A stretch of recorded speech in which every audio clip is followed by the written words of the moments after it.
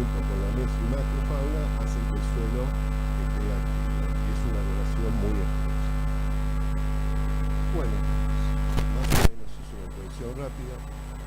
Ustedes piensan que las plantas, todas las plantas usan todos los mismos microorganismos y lo tenemos en el suelo.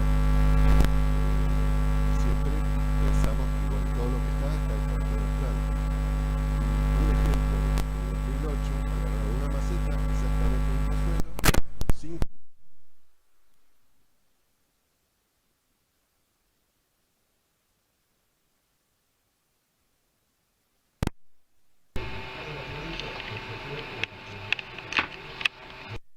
y no son los mismos. Y ese fue como el primer, una de las primeras evidencias que yo vi de algo que se venía. Seguí con la otra. En el caso de leguminosas, que son los fijadores que después se van a desarrollar, son los fijadores simbióticos que forman nódulos y que contribuyen al nitrógeno y al crecimiento de las plantas. Hay en esa, o que parece un cortociclo, o sea, una red enorme. Cruzaron todos los trabajos con las leguminosas nativas y exóticas de distintos lugares del mundo. Y lo que encontraron como evidencia es que las plantas que encontraban su huésped microsimbionte específicos son las que le permitían salir de su hábitat. Por ejemplo, la soja salió de China y hoy está instalada en el resto del mundo gracias a que el simbionte se pudo aislar y sobrevivió en muchos ambientes. Otras leguminosas, donde no se encontró el simbionte adecuado, cuando se las sacó de su lugar de origen y se las trasladó a otro lugar, no funcionaron. Entonces es una relación muy estrecha. Y aparte de los cambios que hicimos trayendo plantas de un lugar al otro por la necesidad de alimentarnos, el manejo a veces hace de que esa diversidad presente en el ambiente natural sin modificación, en el ambiente pristino, disminuya la diversidad, sobre todo si hacemos monocultivo o no hacemos rotaciones. A medida que hacemos rotaciones e incorporamos otros componentes del cultivo, aumenta la diversidad. Dentro de las grandes clasificaciones de microorganismos tenemos aquellos que son parásitos o patógenos. Después tenemos los que cooperan con la planta, pero sin tener una relación tan estrecha.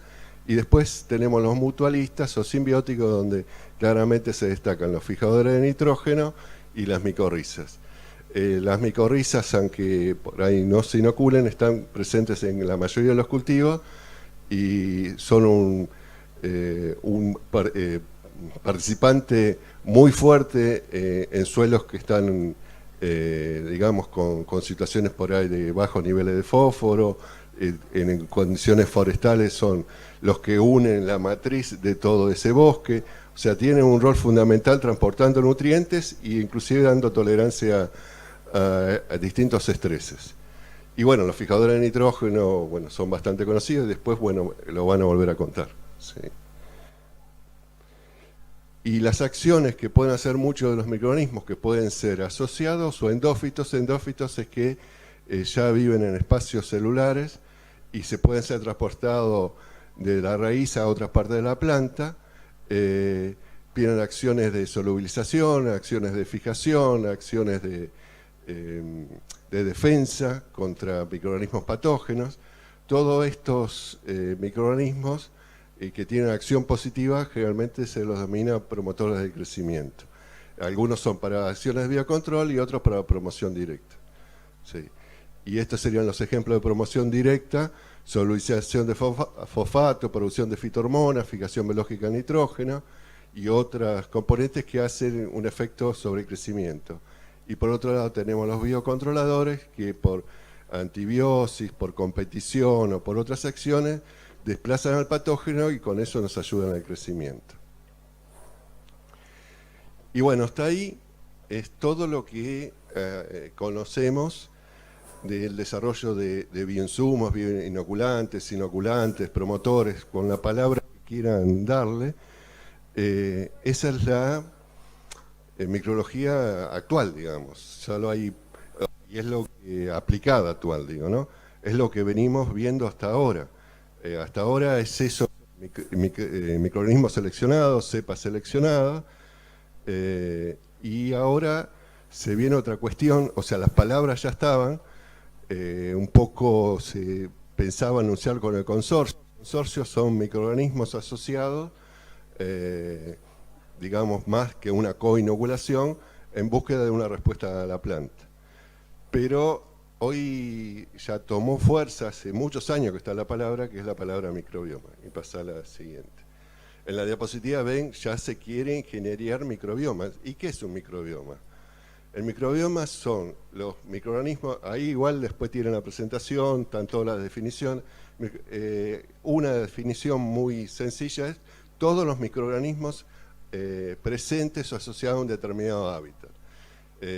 Y eso va desde el suelo hasta el cuerpo humano, el cuerpo de un animal, un insecto, las plantas. Nombrar la palabra microbioma no quiere decir que todo eso que está asociado sea bueno, puede ser de un lado o del otro, pero sí son aquellos presentes en determinado hábitat. Y viendo el ejemplo de las plantas, hoy, por lo que se ve en la literatura, se describen microbioma del suelo, microbioma de rizosfera, microbioma de parte aérea, microbioma de las flores, microbioma de semillas. Todo eso se está estudiando y cada vez con más detalle. Y bueno, ofrece una oportunidad para entender de que estos microorganismos que por ahí nosotros aislamos, en realidad no siempre, no necesariamente están solos, están vinculados todos entre sí, y la que comanda esa acción, sobre todo en la planta, es la planta seleccionando a aquellos que le interesa. ¿Y cómo lo hace? A través de la liberación de sustancias que atraen a los que le interesa. Y en desde 2019, pero 2020 aparecen muchas publicaciones interesantes donde con técnicas moleculares de mucha precisión que nos permiten ver cosas que no dije antes, que es muy importante. En microbiología siempre nos basamos, la evidencia era si lo podíamos crecer el microorganismo en un medio sintético, si lo veíamos. Y él solamente hasta ahora, pues después me puede corregir alguien, pero no debe llegar ni al 3% de lo que sabemos que hay, que lo podemos crecer en un medio de cultivo.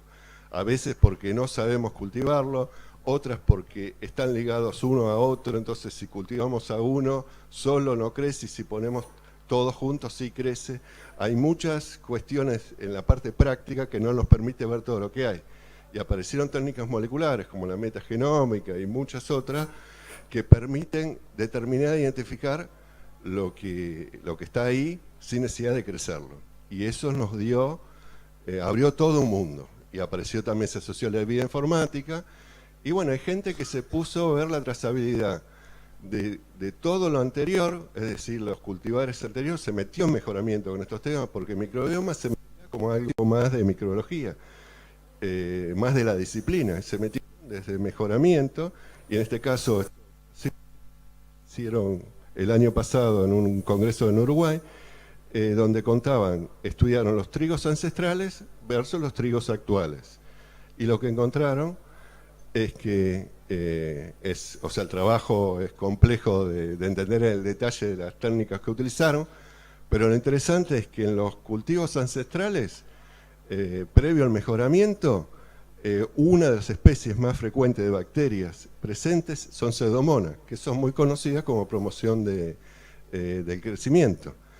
Y en los trigos actuales, no me quiero confundir el nombre de la bacteria, es Curtibacterium. Y Curtibacterium es una bacteria que está más asociada a nosotros, a las manos de nosotros, y posiblemente por la manipulación se modificó esa relación natural.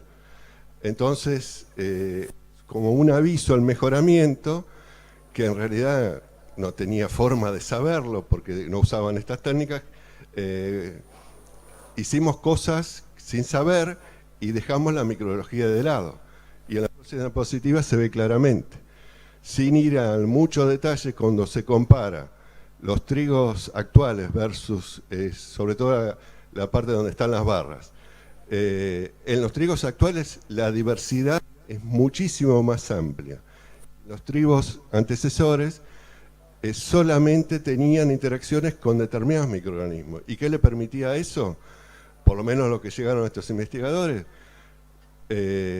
muchos de los patógenos no aparecían, porque esos microorganismos seleccionados permitían hacer una especie de control biológico barrera, no permitiendo la entrada de los patógenos. Y hoy en muchos de los trigos actuales encuentran alta presencia, por ejemplo, de Fusarium, que es algo de que me acuerdo que lo menciona. O sea que la planta, sin ser una simbiosis, claramente elegía con quién estaba. Y eso con el mejoramiento sin querer, porque si miramos solo parte aérea, rendimiento, bueno, se fue degradando, reconvirtiendo. Y eso pasa en maíz, en soja, en todos los trabajos que hicieron estudiando antecesores versus los actuales, hubo modificaciones. Y esto es un ejemplo que lo nombraron en APRESID el año pasado, para refrescar. Esto es un maíz ancestral de México, que en raíces de parte aérea fija nitrógeno, y ahí en esa parte muy mucilagenosa, así gomosa, hay una comunidad de fijadores de nitrógeno que le permite un aporte a la planta. Y bueno, evidentemente las plantas en su momento en la evolución llegaron a interaccionar fuertemente con microorganismos y ahí ofrecen una oportunidad de, por lo menos para esos ambientes, tener un plus de nitrógeno que le permite sostener el rendimiento según esa condición. Entonces la idea que están proponiendo hoy con mucho énfasis es, de lo natural, bueno, con el mejoramiento llegamos a cultivos con mucha necesidad de insumos, porque parte de esas estrategias y usos de insumos del suelo los fuimos rompiendo al cortar las relaciones microbianas naturales. Entonces la idea es recrear esas oportunidades que ofrece y lograr sistemas donde interactúen más los microorganismos y podamos llegar a niveles no tan altos de demanda y a rendimientos aceptables. Por lo menos esa es la propuesta. De mi parte, con que se tenga más énfasis y más conocimiento de las interacciones entre cultivares y microorganismos, sería lo ideal. Ahora, eso tiene una cuestión. A ver si... bueno, los maíces, por ejemplo, con sus exudados pueden mejorar las condiciones en la rizosfera para que determinados los microorganismos que le interesen se asocien con los maíces. Y hay muchos trabajos de ese tipo. Seguí con la próxima. Y bueno, ustedes ven que es enorme hacer una búsqueda sin necesidad de poner mucho en internet y aparece todo ese tipo de interacciones donde se ven que los microorganismos y esos microbiomas están ayudando a hacer biocontrol, a ayudar a la parte nutricional. O sea, no solo son los históricos, sino que hay un conjunto. De hecho, vimos una publicación hecha en Japón donde se introduce Rhizobium japonicum, la bacteria, una de las más utilizadas para soja. Al introducirla en el suelo, es el disparador que le avisa a la comunidad con cuál me junto, con cuál no, utilizadores de fósforo, pero otros promotores de crecimiento, como que es la planta, como un mensajero o un gerente organizando la comunidad que le conviene para que funcione mejor la simbiosis. Y seguramente en todos estos microbiomas establecidos, hay como una especie de trabajo gerencial. De hecho, en microbiología humana se habla de ese tipo de interacciones. Y todo esto iba muy bien y muy lindo, pero el año pasado, entre todas esas publicaciones, aparecieron algunos ruidos, como que tener cuidado porque acá ya no vamos a hablar de un solo microorganismo que tenemos trazabilidad, lo conocemos, sino que va a ser un cóctel de microorganismos, va a haber una comunidad. Entonces, ya están apareciendo en muchas publicaciones la palabra invasores, que se usaba en animales y en plantas, en insectos, también en microorganismos. Entonces, hay que tener cuidado, no solo, o sea, los fitopatógenos se supone que no se van a introducir, pero algunos que por ahí tengan algún efecto ambiental porque permanezcan o crezcan en manera excediendo el crecimiento de los microorganismos presentes en los suelos. Entonces, hay que tener cuidado con eso. Y bueno, parte de las conclusiones, ¿cómo estoy con el tiempo? 5 minutos. Perfecto. La voz de atrás salió. Bueno, entre las conclusiones, bueno, conocemos mucho de los efectos de la aplicación de distintos bioinsumos. Esto lo va a desarrollar el doctor Martín Díaz Orita después.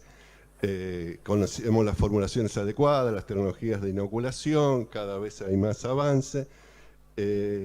Y ahora tenemos el desafío de que en determinado momento desarrollar estos microbiomas para mejorar la condición de sostenibilidad de los cultivos. Y eso va a requerir que todas las disciplinas estén vinculadas. Lo de mejoramiento, microbiología, la parte fisiológica, la parte de los insumos que no altere, que venga más de otro origen químico que no alteren ese microbioma. Y para no leer el detalle ahí, lo que a mí particularmente me preocupa es que no conozcamos, o sea, tenemos muchos grupos de investigación trabajando con microorganismos nativos. Podríamos aprovechar todos esos microorganismos y tratar de desarrollar microbiomas. O sea, no estoy muy convencido, por lo que está apareciendo en la evidencia, de trasladar microbiomas de otros hábitats a nuestros hábitats. Si con todos los grupos presentes en Argentina se puede desarrollar algo local. O sea, siguiendo los mismos lineamientos, lo que tenemos como cuestión es que muchas especies que cultivamos no son nativas.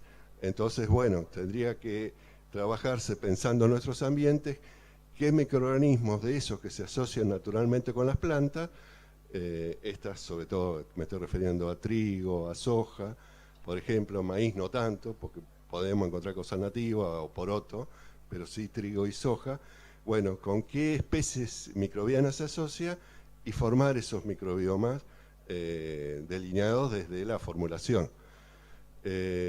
Para evitar estos problemas de introducir algo que desconocemos cómo actuar en el tiempo, porque son cuestiones de muy a largo plazo. Y la propuesta es que si tuviésemos que darle un nombre a eso, recrear, en vez de decir, porque hay muchos nombres dando vuelta, promotores de crecimiento, algunos por su acción bioestimulantes, otros por su acción fijadores de nitrógeno, se separa, a veces se integra. Entonces yo humildemente proponía de que, porque hay otra cuestión, nosotros aplicamos estos microorganismos, se asocian con las plantas, y una investigadora de México dice, ojo que esos microorganismos endófitos los consumimos, o sea, entran en la rueda, son alimento nuestro. Entonces la propuesta es todo eso llamarlo socios, o sea, los microorganismos que nos interesan que sean socios, no que sea una promoción eventual, una acción más fuerte. Y bueno, esos serían socios microbianos empáticos, la palabra que salga, pero con una mirada más de empatía y aprovechar la microbiología que tiene una información bárbara, pero no con mucho criterio para no desbandarnos y poner cualquier cosa, algo que no tenga riesgo. O sea, no vamos a poner, por más que sea la superpromotora, para dar un ejemplo, una Escherichia coli o una Pseudomonas aeruginosa. Tiene que ser algo sano y que se adapte al ambiente. Y bueno, un poco es eso. Muy bien, pueden aplaudir, claro que sí.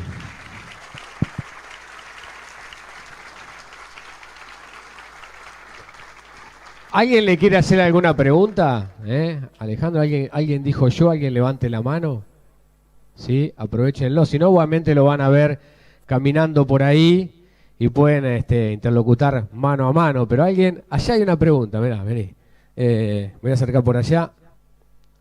Me gusta que va a venir caminando. Aparte te está siguiendo la cámara en este momento. Pico de rating. Alejandro, una pregunta. ¿Pensás que 40 años de soja, 100 de maíz, 100 de trigo hayan influido ya en tener una microbiota, digamos, adaptado, favorable para poder seleccionar de ahí lo que mencionabas antes? Posiblemente en ambientes controlados que por ahí no... porque el riesgo también es que en algunos ambientes se usó mucho aplicación de agroquímicos. Entonces, o sea, por eso digo que hay que estudiar bien. Si no seleccionamos algunos que están acostumbrados a sobrevivir en esos ambientes, sino que busquemos los que son naturalmente, que siguen con la planta. Pero seguramente van a encontrar, por lo menos en ensayos de larga duración de INTA, algunos microorganismos van a aparecer, seguro. Hay que buscarlos ahí, como muchas especies han aparecido de biocontroladores en ambientes pristinos de Argentina, y de hecho ya se están aplicando en el campo. En maíz también, en maíz hay mucho por buscar. Yo lo que buscaría es utilizando las dos partes, digamos, los cultivos ancestrales, o sea, sojas no tan modernas, y en maíces no tan modernas, esas asociaciones naturales. Y después, bueno, tratar de usarla en lo actual, ¿no? Es un desafío, porque el mejoramiento apuntó a un mayor uso de bioinsumos y ahora le queremos meter un microorganismo al cual no está acostumbrado. O sea que hay que buscar con cuál sí funciona y con cuál no. ¿Alguna otra? Pueden levantar la mano. Bien, si no, allá, bien, a mí me gustó. Bien, acá está, sí, métele, sí.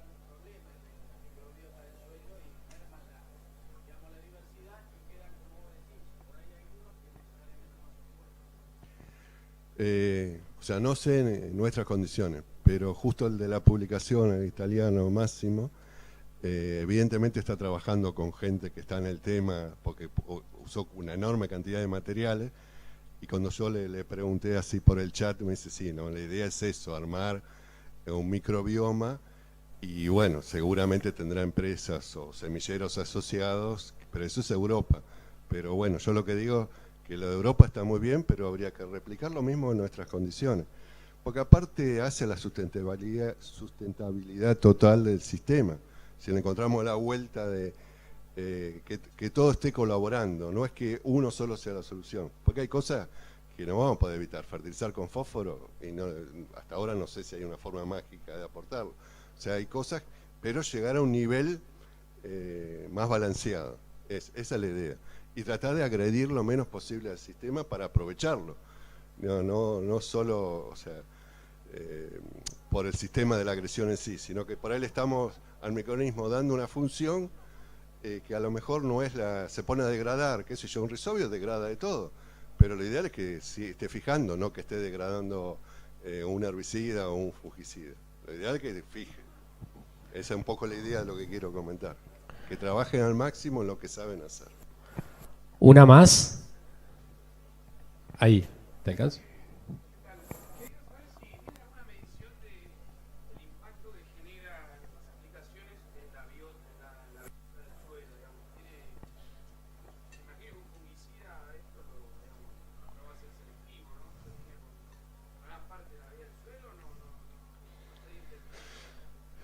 No, depende del tipo de sustancia. O sea, lo ideal es que cada vez haya sustancias más degradables y rápidamente, o sea, que ya no hagan ruido en la biota del suelo. Y yo creo que últimamente todo lo que está apareciendo es fácilmente degradable, porque aparte en todo se está pidiendo apuntar a lo verde. Lo anterior, y bueno, qué sé yo, los productos de otras generaciones, bueno, ya prácticamente se están eliminando del mercado. Entonces no creo que ya no va a haber, pensaría eso. Antes sí, había un montón de productos, de hecho, cuando trabajaba en Castelar, todos los años estudiaban los fungicidas, los herbicidas nuevos, el efecto sobre la simbiosis. Y había algunos que no pasaba nada y otros que eran letales. Por ejemplo, para nombrar algo viejo, la trifluralina, que parecía algo re común, bueno, cuando aplicaban en doble dosis, nos cortaba la nublación. Todo eso se evaluaba ya del sistema directo, no hacía falta ver, trabajar en el suelo. Pero ahora creo que esa tendencia en general está cambiando y está muy bien. Muy bien. Después lo van a poder abordar. La idea era hacer 2 o 3 preguntas, ¿sí? Así seguimos con la charla. Le damos un fuerte aplauso nuevamente. Además fue el que abrió el fuego. A veces hay que mover, ¿no?, la rueda, así que fue el encargado y vino con algunas nanas. Quiero decirle que está, lo voy a contar, yo sé que por ahí son medio coqueto, pero está con dolor de ciático, ¿sí? Así que, ¿ve que no se sienta? Dice, no me siento, pues no me levanto más. Le ofrecí el 3 puntos del tractor, pero no quiso. Así que, bueno, nada, me parece que también vale la pena eso. Ha viajado para estar aquí, para disertar con ustedes y no en las mejores condiciones físicas. Eso habla también de las ganas de querer, bueno, que se sepa todo esto, ¿sí? Siguiente orador, le voy a decir que 10:15 más o menos, 10:20, Mariano Luna va a estar haciendo ya su charla así en la